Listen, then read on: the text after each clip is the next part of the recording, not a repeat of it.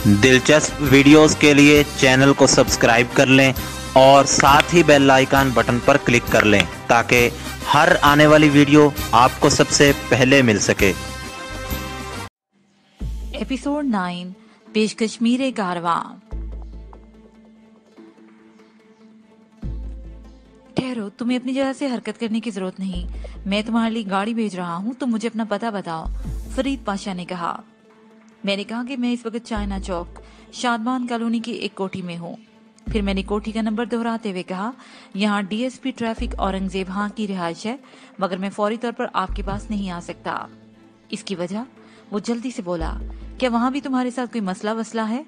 China चौक गुलबर्ग से ज्यादा दूर नहीं, मैं फौरन वहाँ पहुँच सकता हूँ। मैंने इत्मीनान भरे लहजे में कहा, कोई मसला नहीं पाशा साहब, मैं इस वक्त अपने हैरहाहों के दरमियान हूँ। बात सिर्फ इतनी सी है कि मेजबान की ख्वाहिश पर डिनर के बाद यहाँ से रुखसत हो सकूंगा। लगभग 10 बजे रात। 10 बजने में तो अभी पूरे 2 घंटे बाकी हैं। फरीद पाशा ने कहा, ठीक है, तुम वहाँ जरूर डिनर करो, मगर तुम्हें मेरे साथ भी डिनर करना होगा, ये बात जहन में रखना। फिर उसने एक बुलंद आहंग कहका लगाया और बोला, तुम दर हकीकत मेरे मेहमान हो। डीएसपी साहब तो तुम्हें दरमियान में ले उड़े। मेरे पास सुबह ही से तुम्हारी एडवांस बुकिंग हो चुकी है। वो फिल्म इंडस्ट्री से वाबस्ता होने की वजह से सिनेमा इंडस्ट्री की टर्म्स बड़े ही फराटे से इस्तेमाल कर रहा था। जिंदा दिलाने लाहौर के बारे में मैंने बहुत कुछ सुन रखा था। मैंने भी जवाबन खुश दिली का मुजाहरा करते हुए कहा, ठीक है पाशा साहब, मैं अपने मेदे में गुंजाइश रखूंगा। शाबाश, उसने हौसला अफजा लहजे में कहा, मैं ठीक 10 बजे तुम्हें लाने के लिए गाड़ी भेज दूंगा। फरीद पाशा से राब्ता खत्म करने के बाद मैंने मिन्हास बाकर के नंबर डायल किए। हाल अहवाल के बाद मैंने उससे जहांगीर के बारे में रिपोर्ट पूछी। सीएफके के डाल से टूटा हुआ ये पात आप तक पहुंच गया मिन्हास साहब? उसके जवाब ने मुझे तशवीश में मुब्तला कर दिया। नहीं वजदान, ताहाल जहांगीर की कोई खबर नहीं। इसका एक ही मतलब है, मैंने गंभीर लहजे में कहा, वो शिकार हो गया। मैं तुम्हारे ही अंदाज में सोच रहा हूँ। मिन्हास ने कहा, जहांगीर या तो अब इस दुनिया में बाकी नहीं रहा या फिर सीएफके वालों के हत्थे चढ़कर किसी अकूबतखाने में पहुंच गया है। फवाद की पुरस्कार रोपोशी ने कोई ना कोई रंग तो दिखाना ही था। मैंने कहा कि फिलहाल जहांगीर के किस्से को पसे पुश डालकर हम ताजा तरीन सूरत हाल पर बात करते हैं। क्या कोई नई बात हो गई है? मिन्हास ने पूछा। फरीद पाशा के पास पहुंच गई या? मैंने कतई कलामी करते हुए कहा, मैं आपके दोस्त के पास पहुंचने ही वाला हूँ। इस सिलसिले में तो आप बेफिक्र हो जाएं। आप अपनी तमाम तर तवज्जो सीएफके और शुएब गौरी पर मरकूज कर दें। ये बात तो तुम पहले भी कह चुके हो और मैंने इस सिलसिले में कोशिशें भी शुरू कर दी हैं। वो उलझन ज़दा लहजे में बोला, मगर तुम्हारी आवाज से लगता है कि सूरत हाल ने अचानक कोई नई करवट ले ली है। मैंने ठहरी हुई आवाज में कहा, ऐसी ही बात है मिन्हास साहब। दोपहर में आपके फोन पर बात करने के बाद शुएब गौरी ने भी मुझसे राब्ता किया था, बल्कि यूं कहे शुएब ने मुझसे राब्ता किया। उसे मुझे होटल फोन किया था। मज़कूरा होटल की बुकिंग तो उसी के तवस्सुत से हुई थी, इसलिए राब्ता करने में उसे कोई दुश्वारी नहीं हुई। शुएब से होने वाली गुफ्तगू में मैंने अंदाजा लगा लिया है कि वो मेरी तरफ से न सिर्फ मुहतात हो गया है, बल्कि फौरी तौर पर मुझे अपने काबू में भी करना चाहता है। उसे फौरन मुझे कराची बुलाया है। फिर मैंने मिन्हास बाकर को शुएब गौरी की उन उजलत परदाजियों के बारे में भी तफसील से बता दिया। मेरे टिकट और डार्लिंग की बुकिंग के सिलसिले में उसके खाते में आई थी। पूरी बात सुनने के बाद मिन्हास ने कहा, तुम ठीक कहते हो वजदान, तुम ठीक कहते हो वजदान, तुमने शुएब को बहुत बड़ी मुसीबत में डाल दिया है। वो तुम्हारी तरफ से बुरी तरह हरासा और मोहतात हो गया है और इसी बुखलाहट में उससे इस नोयत की संगीन गलतियां सरजद हुई हैं। वो एक लम्हे को सांस लेने के लिए रुका, फिर हैरत अमेज लहजे में बोला, उसने तुम्हें कराची क्यों बुलाया है? ताकि मुझे साहिल से मिलवा सके। मगर मिन्हास कुछ कहते रुका, फिर बोला, वजदान, तुम्हारी साहिल को तो अगवा के बाद तुम्हारे एक दुश्मन दिरीना चौधरी नवाजिश अली के पास पहुंचाया जाने वाला था, जिसकी बाजियाबी के लिए तुमने कराची से लाहौर तक का सफर किया है। क्या मैं गलत कह रहा हूँ? आप बिल्कुल दुरुस्त फरमा रहे हैं। मैंने कहा, फिर शुएब गौरी की बात क्या मायने रखती है? झांसा, मैंने हकारत अमेज लहजे में कहा। वो मेरी बात की तह में पहुंचते हुए बोला, ओ, तो वो तुम्हें धोखे से कराची बुलाना चाहता है? हाँ, मैंने कहा, ताकि मुझे अपनी दोस्ती और हमदर्दी की भेंट चढ़ा सके। मिन्हास से पूछा, वो तुम्हें कब और कहाँ साहिल से मिलवाने वाला है? उसे मुझे साउथ बुलाया है। मैंने जवाब दिया, उसका कहना है कि साहिल को कराची में देखा गया है। मैं जैसे ही उसके अड्डे साउथ पर पहुंचूंगा वो साहिल को मुझ तक पहुंचा देगा। मैं जानता हूं कि वो इस गहरी साजिश के जरिए मुझ पर हाथ डालना चाहता है, लेकिन मैं अब उसके दाम में आने वाला नहीं हूँ। एक बार धोखा काफी है।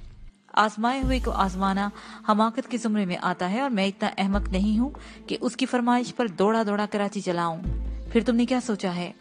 मेरी बात के एहतताम पर उसने पूछा।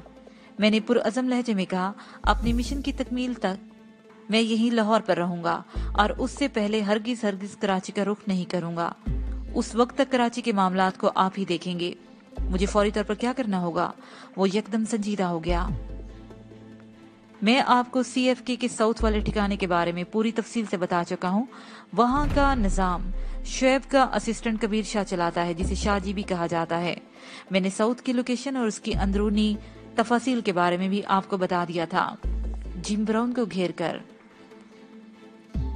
खत्म करने वाला प्रोजेक्ट साउथ ही की जेर निगरानी तकमील तक पहुंचाया जाने वाला था, जिसे हमने बल्कि आपने अपनी हिकमत अमली से नाकाम बना दिया। एक लम्हे के तवक्कुफ के बाद मैंने बात जारी रखते हुए कहा, आप निहायत ही राजदारी से साउथ की निगरानी करवाएं और अगर मुमकिन हो सके तो उसके अंदरूनी हालात से भी बाखबर होने की कोशिश करें। मुझे फांसने के लिए जो भी जाल बिछाया जा रहा है उसका ताल्लुक साउथ और कबीर शाह से है। आप अपनी क्राइम रिपोर्टर शहजाद अली को इस काम की निगरानी सौंप सकते हैं।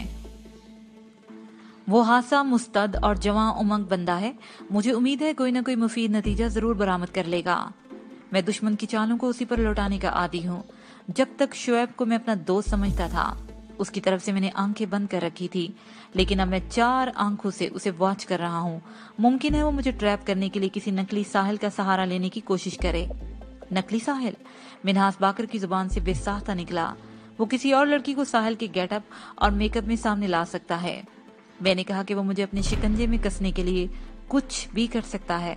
मिन्हास साहब, अगर किसी नकली साहिल का चक्कर चलने का इम्कान हो तो ऐसी लड़की की निगरानी करने वाला फौरन निगाह में आ जाएगा और वो लड़की भी निगाह में फौरन आ जाएगी। आपने साहिल को देख रखा है। शहजाद अली को उसके कदकाठ और हुलिये की तफसील बताई जा सकती है।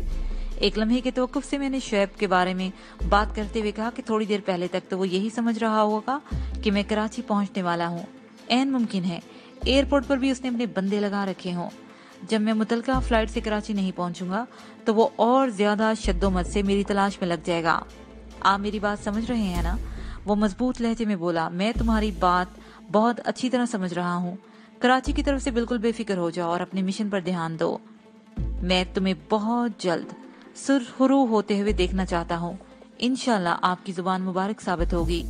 मेरी नेक ख्वाहिशात तुम्हारे साथ है। वो दिल की गहराई से बोला। मैंने एक फौरी ख्याल के तहत पूछा, मिन्हास साहब, आपने अपने दोस्त फरीद पाशा को मेरे बारे में क्या पट्टी पढ़ा दी है कि वो मुझसे मिलने का मुश्ताक हो गया है? वो कुछ कह रहा था। मिन्हास ने सरसरी अंदाज में कहा, अभी तो सिर्फ इतना ही कहा है कि वो शिद्दत से मेरा इंतजार कर रहा है। मैंने कहा कि थोड़ी देर पहले इससे फोन पर मेरी बात हुई थी। मैं जाऊंगा तो उसकी बेताबी की तफसील मालूम हो जाए। मिन्हास ने कहा, मैंने तुम्हारी सलाहियतों की थोड़ी तारीफ उससे कर दी और बस, या फिर ये कहा था कि तुम एक बने बनाए हीरो हो। बर्बाद दिया मिन्हास साहब। बेसाख्ता मेरे होंठों से ये जुमला अदा हुआ। उसने कहा, फरीद पाशा एक कामयाब फिल्म प्रोड्यूसर है और मैंने कोई तुम्हारी झूठी तारीफ भी नहीं की। और मैंने मिन्हास बाकर को क्या बताता कि मुझे फिल्मों में काम करने का चंदा शौक नहीं है। मैं किसी और ही दुनिया और किसी और ही राह का मुसाफिर हूँ। हर मुसाफिर की कोई मंजिल भी होती है, लेकिन मैं तो एक ऐसा मुसाफिर था कि जिसकी मंजिल का तयन करना कोई आसान काम नहीं था। हर मंजिल मेरे लिए किसी नई मंजिल का तलाश का पैगाम लेकर आती थी। चंद जरूरी बातों के बाद मैंने टेलीफोनिक राब्ता खत्म कर दिया। फिल्म प्रोड्यूसर फरीद पाशा की कोठी गुलबर्ग 3 में वाक़या थी। ये एक शानदार और पोश इलाका था। फरीद पाशा ने हस्बे वादा ठीक 10 बजे मेरे लिए गाड़ी भेज दी थी, जिसने चंद मिनट में मुझे चाइना चौक से गुलबर्ग पहुंचा दिया। डीएसपी औरंगजेब ने मेरी शान में बड़ा ही भरपूर डिनर दिया था। निहायत ही कम वक्त में दर्जनों डिशों का बंदोबस्त कर लिया गया। मैंने तकरीबन हर डिश को टच किया, मगर हाथ रोककर, क्योंकि फरीद पाशा की धमकी मेरे जहन में नक्श होकर रह गई थी। मुझे इसके साथ दोबारा डिनर करना था। औरंगजेब ने नेक ख्वाहिशात के साथ मुझे रुखसत किया। इस मौके पर नादिया की आंखों में तशक्कराना तासुरात थे, जबकि सदफ के चेहरे से किसी खुफिया धमकी का ऐलान हो रहा था। जैसे कह रही हो छोड़ूंगी नहीं। मैंने मुस्कुराकर सबको अलविदा कहा और गाड़ी में जा बैठा। फरीद पाशा ने मेरा पुरतपाक इस्तकबाल किया और बैरूनी गेट से अपने साथ कोठी के अंदरूनी हिस्से में ले गया। वो दोहरी अज़दवाजी जिंदगी गुजार रहा था, यानी उसे 2 शादियां कर रखी थी। एक शहरी बीवी उसके साथ कोठी में ही रहती थी, जबकि पहली बीवी की रिहाइश गाह गांव में थी। वो दोनों बीवियों से पूरी तरह इंसाफ करता था। थोड़ी ही देर में हमारे दरमियान बेतकल्फी की फिजा कायम होगी। पाशा एक जिंदा दिल और मुखलिस इंसान था। उसकी उम्र 45 और 50 के दरमियान थी, ताहम सेहत के एतबार से वो 30 से ज्यादा का नहीं लग रहा था। 6 फुट से निकलते हुए कदरे ऊंचे कद की शख्सियत के तासुर को और बढ़ा दिया था। उसने मेरे लिए एक पुरतकल्लफ डिनर का इंतजाम कर लिया था। उसकी डाइनिंग टेबल हासी तवीलो अरीज थी। मैंने कहा, पाशा साहब, मैं तो बस आपका साथ दूंगा, खाना तो आप ही खाएंगे।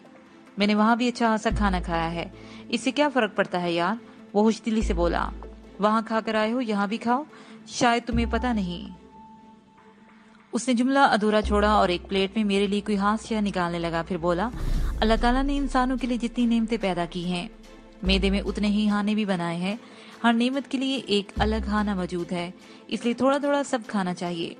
जो डिशें वहां मौजूद नहीं थी, तुम उनके साथ यहाँ इंसाफ कर सकते हो। ये आपका फलसफा बहुत ही अजीब और दिलचस्प है पाशा साहब। मैंने कहा, इस फलसफे पर अमल करने से ये और भी दिलचस्प हो जाता है। पाशा ने जोर देते हुए कहा, आजमाइश शर्त है। हल्की फुल्की गुफ्तगू के दौरान में खाना चलता रहा। पाशा की शहरी बीवी नायला भी हमारे साथ डाइनिंग टेबल पर मौजूद थी। उसकी उम्र 25 से ज्यादा नहीं थी। नायला निहायत ही हसीन और जमील और तरादार औरत थी, बल्कि अगर ये मालूम ना हो कि उसकी शादी हो चुकी है तो वो एक लड़की ही लगती है। इसके बारे में बिला मुबालगा ये कहा जा सकता था कि वो एक बनी बनाई हीरोइन है। लेकिन पाशा ने मुझे बताया कि नायला एक मर्तबा भी फिल्म या कैमरा के सामने नहीं गई। बाकायदा शॉट्स देना तो दूर की बात है। पाशा साहब, ये तो ज्यादती नहीं क्या? मैंने छेड़ने की खातिर कहा। वो मुस्कुराते हुए बोला, मैंने बड़ी मुश्किल से नायला को हासिल किया है, अब कैसे कैमरे के हवाले कर दूं? फिर वो नफी में सर हिलाते हुए बोला, ना बाबा, नायला सिर्फ और सिर्फ मेरे लिए महसूस है। स्टूडियो के सेट पर जाने के बाद हीरो या हीरोइन किसी काम का नहीं रहता। ये बात मुझसे ज्यादा और कौन जानता होगा। नायला घर के सेट पर ही सेट है। मैंने बड़ी मुश्किल से इसे पाया है। शमाइला को हासिल करने वाली बात को उसने दोहराया था। मैं पूछे बगैर न रह सका, पाशा साहब, आपने इनको कहां से हासिल किया है? बात खत्म करते मैंने कनखियों से नायला की जानिब देखा। वो हंसी जुज़बुज़ हो रही थी। इस कैफियत में उसका हुस्न दोबाला हो गया था। बहुत लंबी और सनसनीखेज दास्तान है। वो ख्याल अंगेज लहजे में बोला, फुर्सत में बैठकर सुनाऊंगा या ऐसे जल्दी में क्या हाक मजा आएगा? खाने के बाद चाय का दौर चला। नायला ने इस दौर में भी इस हद तक हमारा साथ दिया कि चाय की प्याली हानि होने तक वहां बैठी रही। जैसे ही उसने प्याली मेज पर रखी, पाशा ने कहा, नायला तुम जाकर आराम करो। फिर मेरी तरफ देखते हुए बोला, यार आज सुबह ही से इसके सर में दर्द है। क्या इस दर्द की वजह ये तो नहीं कि आज आप घर पर हैं? मैंने मजाक के रंग में कहा। मेरी इस मजाक को दोनों ने एंजॉय किया। खास तौर पर नायला का चेहरा मेरी बात सुनते ही मुस्कुरा उठा था, जिससे पता चला कि उसका ज़ौक भी आला है। फरीद पाशा मुझे एक आलीशान बेडरूम में ले आया। मज़कूरा बेडरूम कोठी के बलाई मंजिल पर वाक़या था। इस कमरे की खिड़कियां बाहर को खुलती थीं और कोठी के सामने वाला हिस्सा दूर दूर तक नजर आता था। डार्लिंग भी मेरे साथ बलाई मंजिल पर पहुंच गई थी। तुम इस बेडरूम में आराम करोगे, फरीद पाशा ने कहा। कल तुम्हें पूरी कोठी का मुआयना कराऊंगा। मैंने ये कोठी बड़े चाव से बनवाई है। इसकी तकमील में करोड़ों रुपए और 1 साल का अरसा खर्च हुआ है। वो मेरे पास 1 घंटे तक बैठा रहा। इधर उधर की बातों के बाद वो असल मौजू पर आ गया। यार ये बातें तो चलती रहेंगी, उसने कहा। तुम मुझे अपने मिशन के बारे में कुछ बताओ ताकि मेरे जहन का बोझ हल्का हो। आपके जहनी बोझ का ताल्लुक मेरे मिशन से है। मैंने हैरत से उसकी तरफ देखा। वो बोला, हाँ यार, मिन्हाज ने तुम्हारे बारे में मुझे इतनी ताकीद की है कि मैं जहन पर दबाव महसूस कर रहा हूँ। जब तक मैं तुम्हारे काम नहीं आ जाऊंगा चैन से नहीं बैठूंगा। मिन्हाज बाकर ने मुझे बहुत कम काम कहे होंगे और इतनी ताकीद पहले कभी नहीं की। लगता है तुम किसी हासुलहास मिशन पर हो। आपने बिल्कुल दुरुस्त अंदाजा लगाया है। मैंने कहा कि मेरा मिशन वाकई बहुत खास है। अगर मैं इसमें कामयाब हो गया तो समझ लूंगा कि मैंने जिंदगी में सब कुछ पा लिया। साहल के तस्वर ने मेरी आवाज को हासा रंजीदा कर दिया था। फरीद पाशा एक मर्दम शनास शख्स था। मेरे चेहरे के तासुरात और आवाज के बोझलपन से उसने भांप लिया कि दाल में कुछ काला है। राजदाराना लहजे में बोला, मुझे तो कोई दिल का मामला मालूम होता है। हाँ, कुछ ऐसी ही बात है। मैंने साफ कोई का मुजाहरा किया। थोड़ी ही देर में फरीद पाशा मुझे अपना अपना सा महसूस होने लगा। कुछ लोग ऐसे होते हैं जो पल भर में दिल में समा जाते हैं। पाशा का शुमार भी उन्हीं लोगों में होता था। वो मिन्हास का गहरा दोस्त था और मिन्हास से साहिल वाले वाक़े और मामले से पूरी तरह आगाह था। इसलिए फरीद पाशा से कोई बात छुपाना मुनासिब नहीं था और इस मिशन में फिर वो मेरा मावन भी बनने वाला था। उसके इस्तफसार पर मैंने निहायत ही मुख्तसर अल्फाज में उसे चौधरी नवाज़िश अली से अपनी दुश्मनी और साहिल से गहरी वाबस्तगी के बारे में बताया और ये कि साहिल के कराची से अगवा करके नवाज़िश अली के पास रखावाली पहुंचा दिया गया है। मैंने उसे हासिल करने के लिए इधर का रुख किया है, वगैरह वगैरह। शुएब गौरी का तस्करा मैंने जानबूझकर गोल कर दिया था। पूरी बात तवज्जो से सुनने के बाद उसने कहा, मैं चौधरी नवाज़िश अली और रखावाली से बखूबी वाकिफ हूँ वजदान। मेरा गांव रखावाली से सिर्फ 5 किलोमीटर के फासले पर है, बल्कि यूँ समझो कि अगर लाहौर से जाएं तो हमारे गांव सैयदपुर से गुजरकर रखावाली जाना पड़ता है। हमारा गांव रास्ते में पड़ता है। फिर उसने मुझे चौधरी नवाज़िश अली के बारे में बहुत सी बातें बताई, जिनमें सबसे अहम बात ये थी कि चौधरी नवाज़िश अली से उन लोगों की हल्की फुल्की दुश्मनी चलती रहती थी। फरीद पाशा का बाप पुराना सियासतदान था और चौधरी नवाज़िश का पस मंजर भी सियासी था। वो दोनों आपस में हरीफ भी थे क्योंकि वो दोनों मुख्तलिफ सियासी पार्टियों से ताल्लुक रखते थे। यार, तुम मुझे सिर्फ एक दिन की मोहलत दे दो, फरीद पाशा दोनों हाथ मलते हुए गहरी संजीदगी से बोला। मैं कल शाम से पहले पहले तुम्हारी मतलूबा मालूमात और ताज़ा तरीन मालूमात हासिल कर लूंगा। पहले पता लगाया जाए कि तुम्हारी साथी रखावाली पहुंची भी है या नहीं। अगर वो चौधरी नवाज़िश अली की हवेली में पहुंच चुकी है तो फिर बाकायदा प्लानिंग करके उसे वहां से निकालना होगा। जल्दबाजी में उठाया हुआ कोई कदम हमारे लिए नुकसानदेह हो सकता है। वो थोड़ी देर रुक कर बोला, और तुम्हारी साहिल के लिए भी। आप बिल्कुल ठीक कह रहे हैं। मैं साहिल के मामले में कोई रिस्क नहीं ले सकता। मैंने दिल की गहराइयों से कहा, वो मेरे लिए बहुत कीमती है, मेरी जान से भी ज्यादा। वो पुरसोच अंदाज में बोला, मैं अभी नवीद को फोन करता हूँ। नवीद पाशा मेरा छोटा भाई है और आइंदा इलेक्शन में खड़ा होने वाला है। सियासत में रहते हुए आंखें, कान और जुबान तीनों को खुला रखना पड़ता है।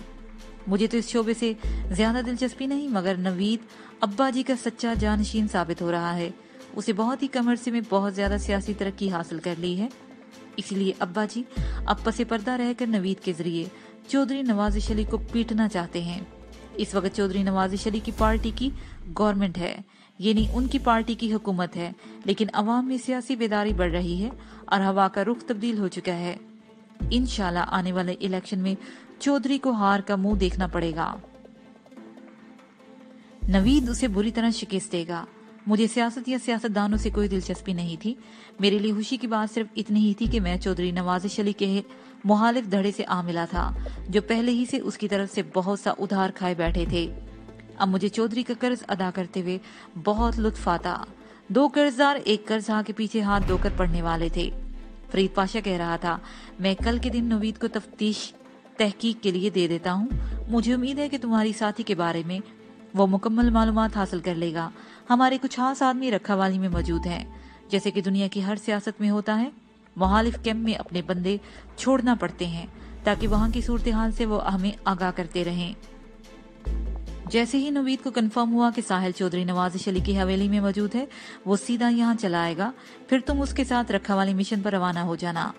सैयदपुर में हमारी बहुत बड़ी हवेली है, तुम वहां रहते हुए आइंदा का लाहे अमल तैयार कर लेना। नवीद तुम्हारे मिशन के लिए बहुत ही मुफीद और माविन साबित होगा।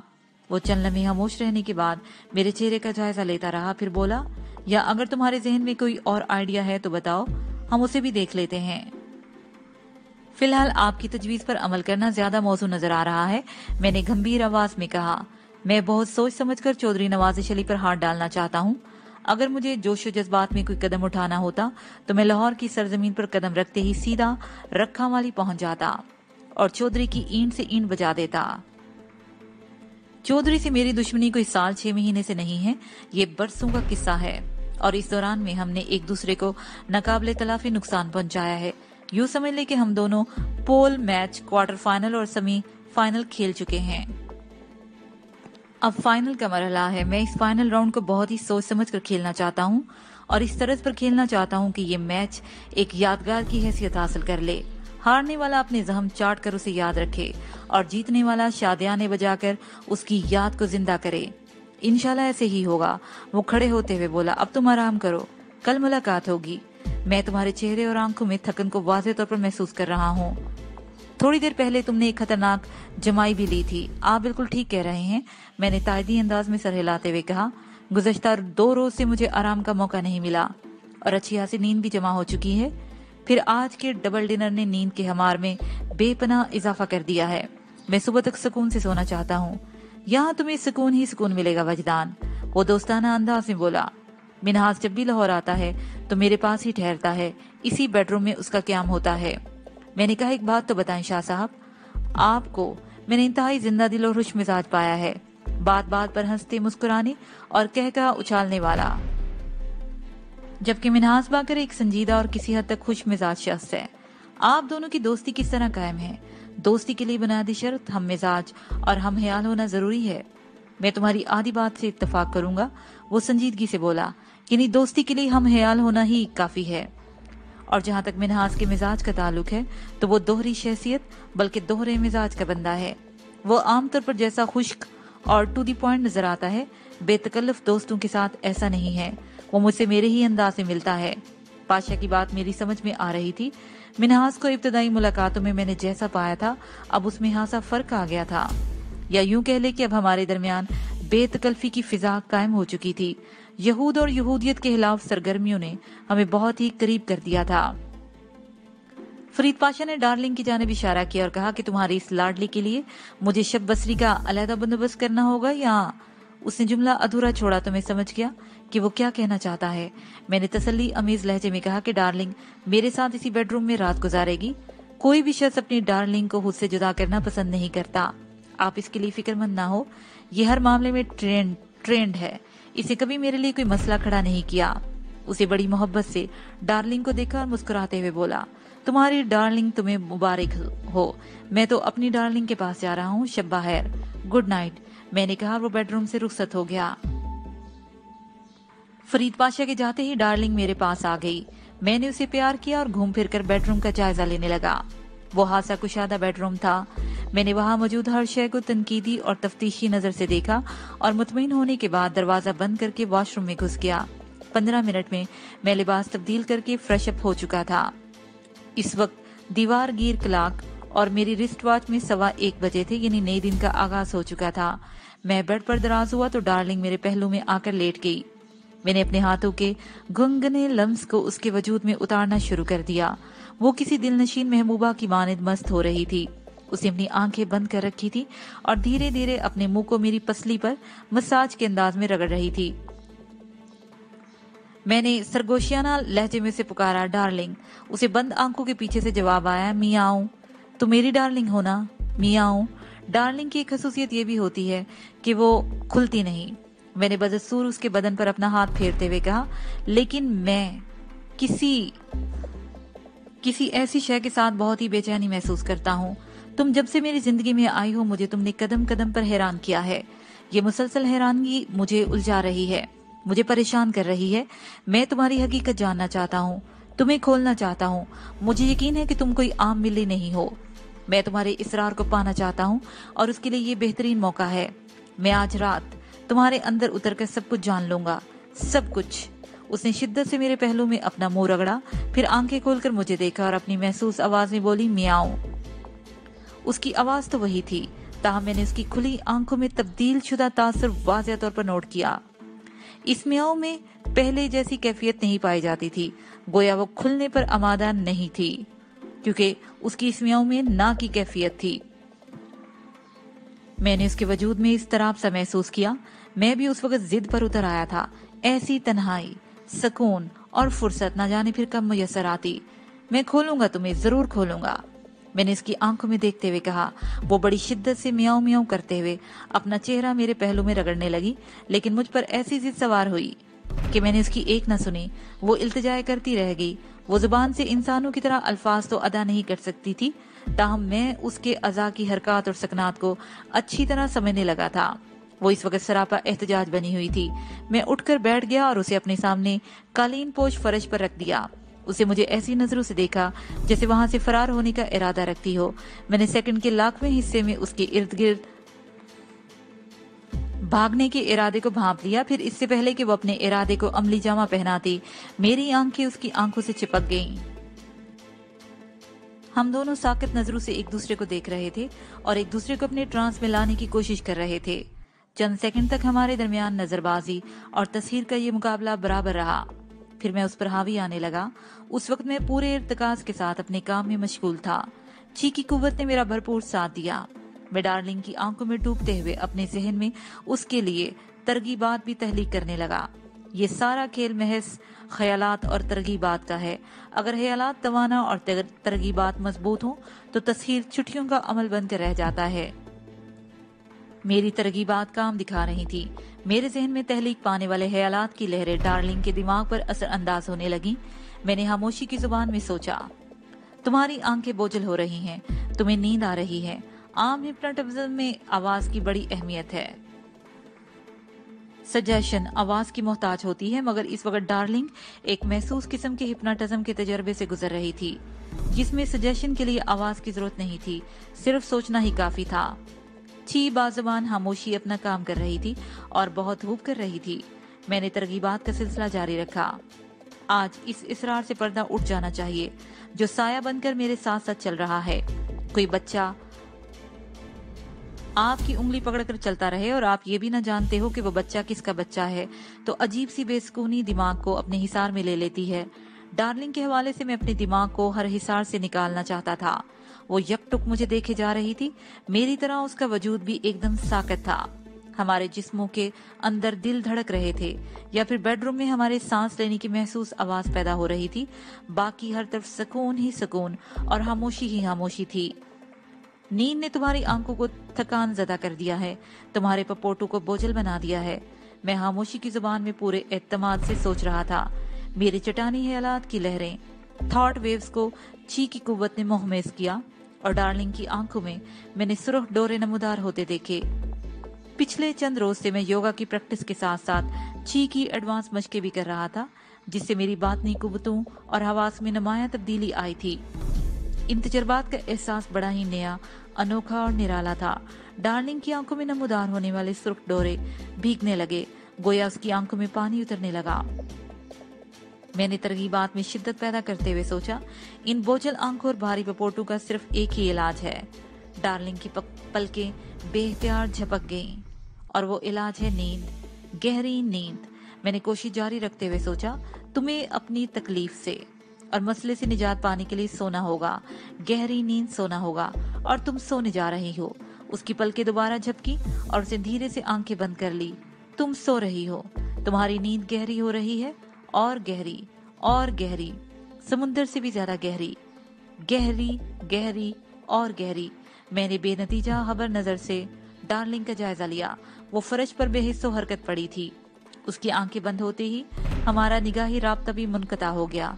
उसके बाद तरगीबात उसके दिमाग ने बराह रास्त मेरे दिमाग में वसूल की थी। मैं अपनी जगह से उठा और डार्लिंग के करीब फर्श पर अकड़ू बैठ गया। देखने में वो बेजान नजर आई। उसकी सांस इतनी मध्यम चल रही थी कि मैंने बड़ी मुश्किल से उसकी जिंदगी का सुराग लगाया। उसे जिंदा पाकर मुझे खुशी हुई। ये खुशी इस बात की थी कि उसका इसरार मुझ पर आया होने में अब सिर्फ चंद लम्हात की देर थी। मैंने बेसुध डार्लिंग को पड़ी बड़ी हिफाजत से उठाया और उसे ले जाकर एक मेज पर रख दिया और फिर बाआइस्तगी एक कुर्सी खींचकर मैं उससे 3 फुट की दूरी पर बैठ गया। मुझे ची की कुव्वत को ब्रोएकार लाते हुए उसके इसरार के बंद खोलना थे। ची की कुव्वत से काम लेने का यही फायदा था कि ज़हनी राब्ता मुनक़ता होने के बाद ही दोबारा राब्ता कायम किया जा सकता है, चाहे आपका मामूल होश में हो या बेहोश। मैंने एक तवील सांस खींचकर फेफड़ों को ताज़ा हवा से भरा, ची को जिस्म के ज़ेरी हिस्से में मुर्तकिस किया और नजर डार्लिंग के साकित जिस्म पर गाड़ दी। उसी वक्त मेरी समाज से एक दिलहराश चीख टकराई, मेरे इर्तिकाज को पाश पाश कर गई। वो एक नस्वानी चीख थी और कोठी की ज़ेरी मंजिल से उभरी थी। मेरे आसाब तन गए। डार्लिंग से मेरी निगाह हट गई। ज़ेरी मंजिल पर सिर्फ एक औरत थी, फरीद पाशा की बीवी नायला। यकबारगी मेरा जहन वसवसों से भर गया। मैंने एक झटके से कुर्सी छोड़ दी। वो किसी फौरी फैसले का वक्त था। फिर इससे पहले कि मैं कोई अमली कदम उठाता, कोठी का ज़ेरी हिस्सा समाज की फायरिंग से गूंज उठा। ایک لمحہ ضائع کیے بغیر میں بیڈ روم سے نکل آیا۔ بالائی اور زیری منازل کے درمیان ایک خوبصورت اور ترادار زینہ حائل تھا۔ یہی زینہ انہیں آپس میں جوڑنے کے فرائض بھی انجام دیتا تھا۔ میں تیز قدموں سے زینے کو پاٹنے لگا۔ سوچنے سمجھنے اور فیصلہ کرنے کا وقت نہیں تھا۔ جو بھی قدم اٹھانا تھا فی الفور اور آنے واحد میں اٹھانے کی ضرورت تھی۔ وہ دلہراش نسوانی چیخ نائلہ کے سوا اور کسی کی نہیں ہو سکتی تھی، کیونکہ نائلہ کے سوا اس کوٹھی میں اور کوئی عورت موجود نہیں تھی۔ برسٹ فائر کی سماعت شکن آواز سے میں نے اندازہ لگا لیا کہ نیچے کوئی سنگین نوعیت کی گڑبڑ ہو چکی ہے۔ دو سٹیپس پھلانگ کر میں چند سیکنڈ میں زیری منزل پر پہنچ گیا۔ کوٹھی کے اندرونی حصے میں داخل ہونے سے قبل بے ساختہ میری نگاہ مین گیٹ کی جانب اٹھ گئی۔ گیٹ کے ساتھ ہی سیکیورٹی گارڈ کا کمرہ بنا ہوا تھا۔ کمرہ اپنی جگہ موجود تھا مگر سیکیورٹی گارڈ کہیں نظر نہیں آ رہا تھا۔ فوری طور پر میرے ذہن میں یہی آیا کہ گارڈ فائرنگ کی آواز سن کر صورتحال جاننے کے لیے کوٹھی کے اندر پہنچا ہوگا۔ میں نے بھی ادھر ہی کا رخ کیا۔ اسی لمحے اندرونی حصے میں کچھ اس قسم کی آوازیں ابھری جیسے اندر اٹھا پٹک کی جا رہی ہو۔ میں نے جس بھر کر ایک دروازے کے ہینڈل پر ہاتھ رکھا ہی تھا کہ دروازہ دھماکے کی آواز پیدا کرتے ہوئے ایک جھٹکے سے کھل گیا۔ کھلے ہوئے دروازے میں سے دو افراد باہر آئے۔ ان کی حرکات و سکنات سے مجھے اندازہ ہوا کہ دو انسان ہیں، ورنہ اپنی حالت سے وہ کالی بلائیں نظر آتے تھے۔ دونوں نے سیاہ چست لباس پہن رکھے تھے جو ان کے اجسام پر چپک کر رہ گئے تھے اور لباس سر تپا تھے۔ یوں لگتا تھا کپڑے کو ان کے بدن پر رکھ کر سلائی کی گئی ہو، صرف آنکھوں کے سامنے سے دیکھنے کے لیے جگہ چھوڑ دی گئی تھی، ورنہ بدن کا کوئی حصہ کھلا نظر نہیں آتا تھا۔ ماضی کی ایک انگلش فلم گولڈ مین نے فلم کے ہیرو نے اسی قسم کا چست لباس سیاہ لباس زیب تن کر کے بیش قیمت نگینوں سے مرصع ایک تاریخی نیکلس کو چرانا تھا۔ دروازہ ایک جھٹکے سے کھلا تھا، لہٰذا مجھے چند قدم پیچھے ہٹنا پڑا۔ وہ دونوں کالی آندھی کی مانند اندر سے برآمد ہوئے تھے۔ مجھ پر نظر پڑتے ہی ان میں سے ایک ٹھٹکا، دوسرے کی گردن جھکی ہوئی تھی اور اس جھکاؤ کا سبب اس کے کندھے پر لدا ہوا ایک بوجھ تھا۔ وہ بوجھ ایک بیڈ شیٹ میں لپٹا ہوا تھا اور پہلے ہی نگاہ میں مجھے اپنی حقیقت کا اظہار کر رہا تھا۔ بلا شبہ وہ ایک انسانی جسم تھا جسے بیڈ شیٹ میں لپیٹ کر وہاں سے کہیں اور لے جایا جا رہا تھا۔ کندھے پر لگے ہوئے جسم میں کوئی حرکت نہیں تھی، جس کا مطلب تھا کہ وہ بے ہوش تھا۔ میرے ذہن میں جو پہلا خیال چمکا وہ یہی کہ فرید پاشا کی خوبرو بیوی نائلہ کو اغوا کیا جا رہا ہے۔ اس کوٹھی میں فرید پاشا اور نائلہ کے علاوہ صرف سیکیورٹی گارڈ تھا۔ میں نے چادر میں لپٹے ہوئے جسم کو دیکھ کر اندازہ لگایا کہ وہ کوئی عورت ہی ہو سکتی تھی۔ اس کے ساتھ ہی یہ پارٹ اپنے اختتام کو پہنچا۔